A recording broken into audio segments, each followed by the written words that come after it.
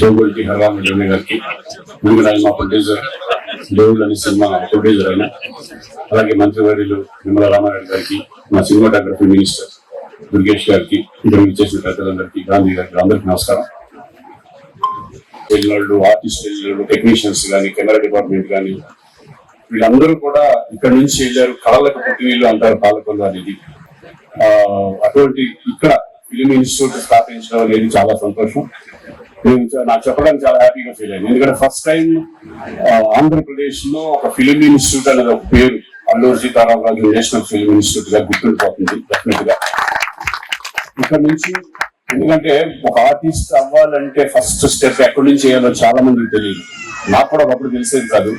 కానీ మాకంటే సీనియర్స్ వాళ్ళు ఎక్కడెక్కడ ఏం చేశారు అనేది నేను తెలుసుకుని, ఇప్పుడు చిరంజీవి గారు chamber film institute, Madras film institute నుంచి వచ్చారు.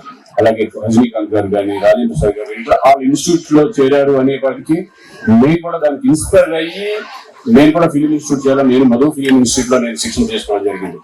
అప్పుడు అసలు నాకు ఏమి స్టేజ్ మీద అలవాటు కానీ ఏమీ లేదు నాకు అసలు. అందరూ అనేవాళ్ళు, నువ్వు ఎలా వెళ్తావు, నువ్వు ఎక్కువ మాట్లాడవు కదా, చాలా ఇంట్రోవర్ట్ నేను, ఎక్కువ మాట్లాడరు, డ్రామాలే లేదు స్కూల్లో కానీ కాలేజ్ లో కానీ, నువ్వు ఎలా వెళ్తావు అన్నారు. కానీ ఆ ఇన్స్టిట్యూటే నన్ను ముందుకు తీసుకెళ్ళింది. ఈ రోజు రాజావర్ణం రెడ్డి గారు ప్రిన్సిపల్, ఆయన చాలా సీనియర్ మోస్ట్. ఎందుకంటే క్షేమంగా వెళ్ళి లాభంగా నడిచిన డైరెక్టర్ నేను చేసిన సినిమాకి చాలా అనుభవజ్ఞులు. సినిమా ఇండస్ట్రీ అనేది చాలా హార్డ్ వర్క్ తో కూడుకున్న పని.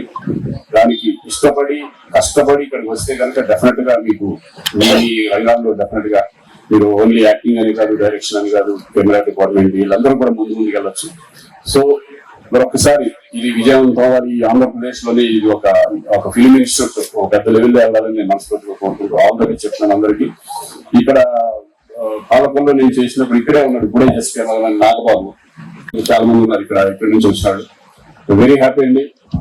సో ఈ ఇన్స్టిట్యూట్ డెఫినెట్ గా మేము కూడా అప్పుడప్పుడు వస్తాము, వాళ్ళతో ఇంటరాక్ట్ అవుతూ ఉంటాం. ఆర్టిస్టులు ఇక్కడ చాలా మంది, మీరందరూ మంచి ఆర్టిస్టులుగా ఎదగాలని మనస్ఫూర్తిగా కోరుకుంటూ సెలవు తీసుకుంటున్నాను. All the best.